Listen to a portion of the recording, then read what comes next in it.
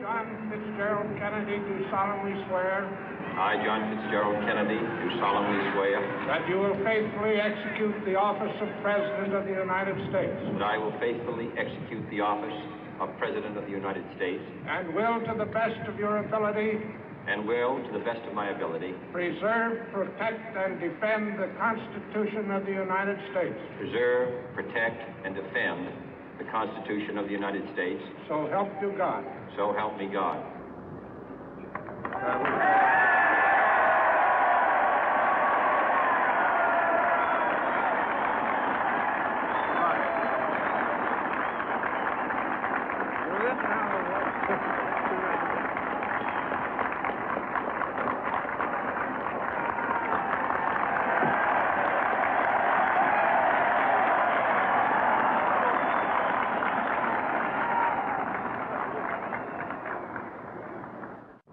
Vice President Johnson, Mr. Speaker, Mr. Chief Justice, President Eisenhower, Vice President Nixon, President Truman, Reverend clergy, fellow citizens.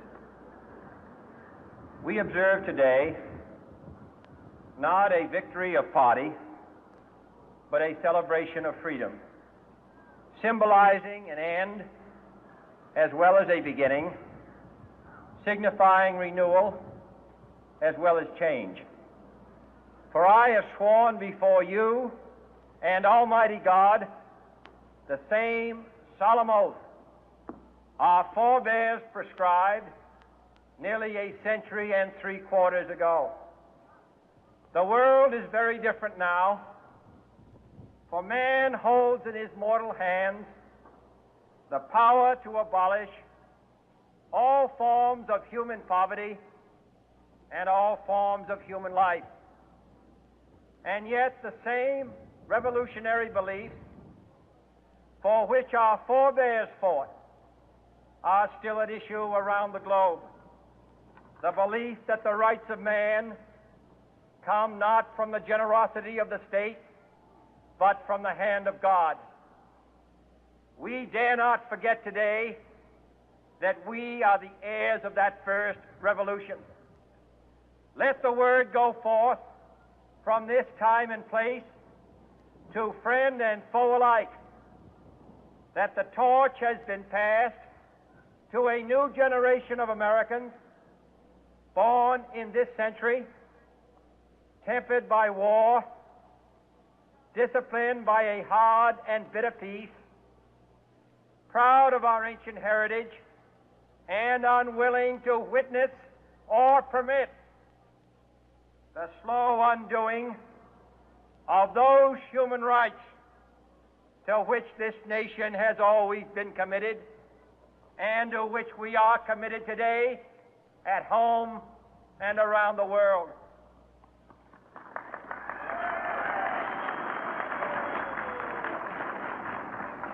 Let every nation know, whether it wishes us well or ill, that we shall pay any price, bear any burden, meet any hardship, support any friend, oppose any foe to assure the survival and the success of liberty.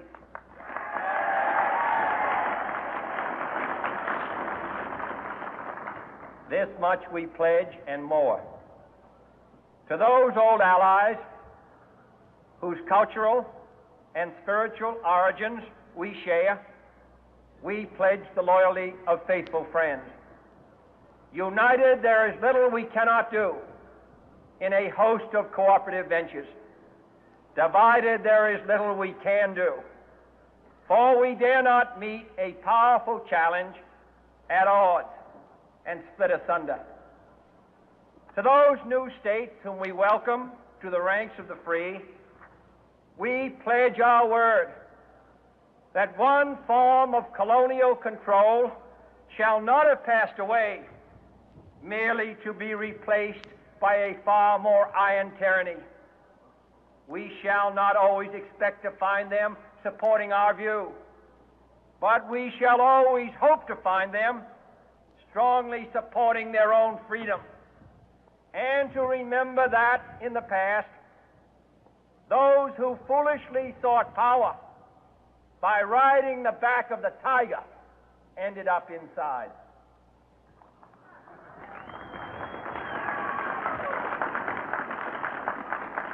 To those people in the huts and villages of half the globe struggling to break the bonds of mass misery, we pledge our best efforts to help them help themselves for whatever period is required, not because the communists may be doing it, not because we seek their votes, but because it is right. If a free society cannot help the many who are poor, it cannot save the few who are rich.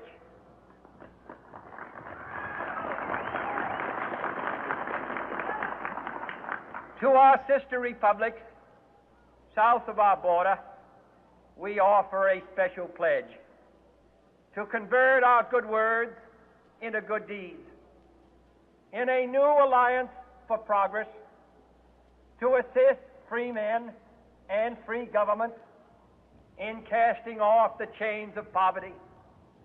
But this peaceful revolution of hope cannot become the prey of hostile powers. Let all our neighbors know that we shall join with them to oppose aggression or subversion anywhere in the Americas. And let every other power know that this hemisphere intends to remain the master of its own house.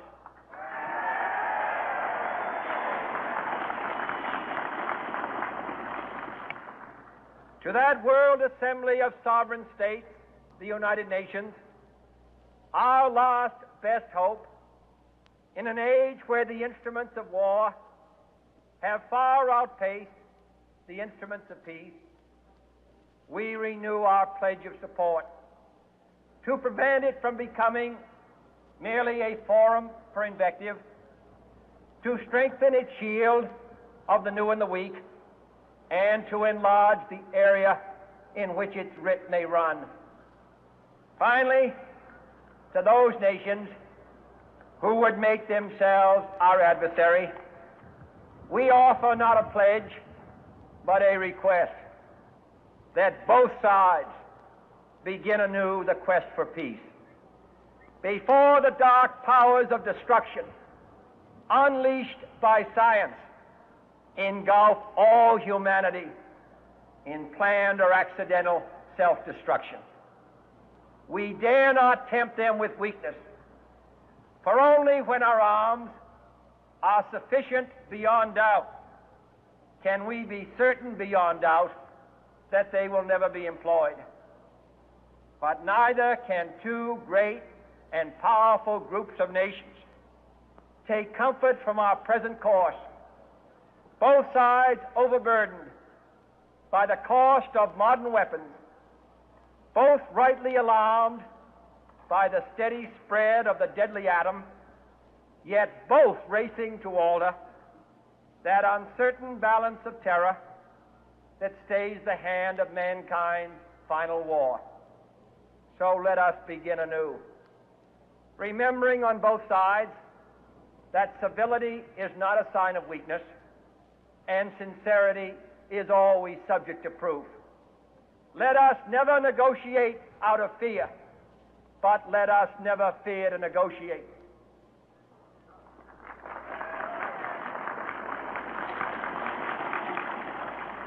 Let both sides explore what problems unite us, instead of belaboring those problems which divide us. Let both sides, for the first time, formulate serious and precise proposals for the inspection and control of arms, and bring the absolute power to destroy other nations under the absolute control of all nations.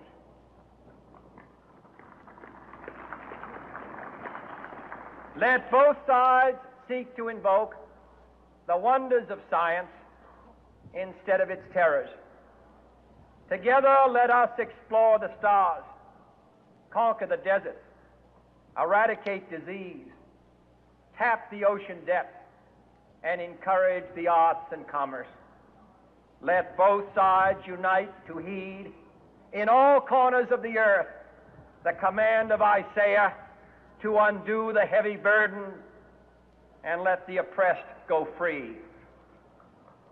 And if a beachhead of cooperation may push back the jungle of suspicion, let both sides join in creating a new endeavor, not a new balance of power, but a new world of law, where the strong are just and the weak secure and the peace preserved. All this will not be finished in the first 100 days, nor will it be finished in the first 1,000 days, nor in the life of this administration, nor even perhaps in our lifetime on this planet. But let us begin.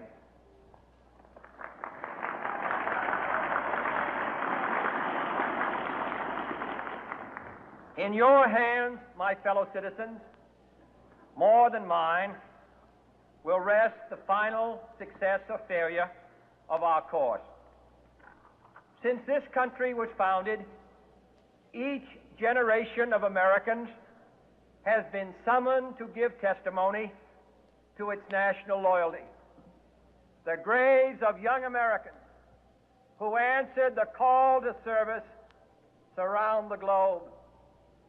Now the trumpet summons us again, not as a call to bear arms, though arms we need, not as a call to battle, though in battle we are, but a call to bear the burden of a long twilight struggle, year in and year out, rejoicing in hope, patient in tribulation, a struggle against the common enemies of man, tyranny, poverty, disease, and war itself. Can we forge against these enemies a grand and global alliance, north and south, east and west, that can assure a more fruitful life for all mankind? Will you join in that historic effort?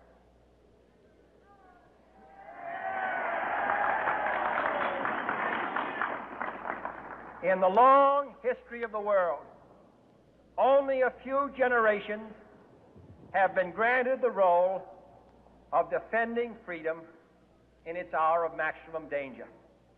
I do not shrink from this responsibility. I welcome it.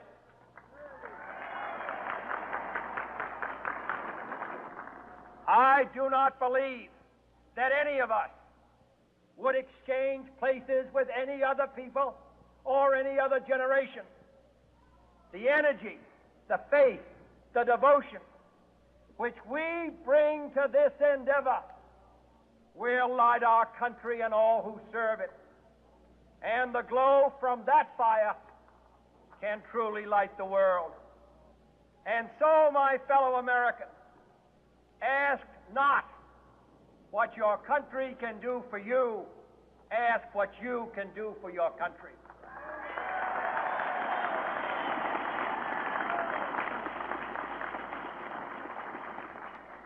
My fellow citizens of the world, ask not what America will do for you, but what together we can do for the freedom of man.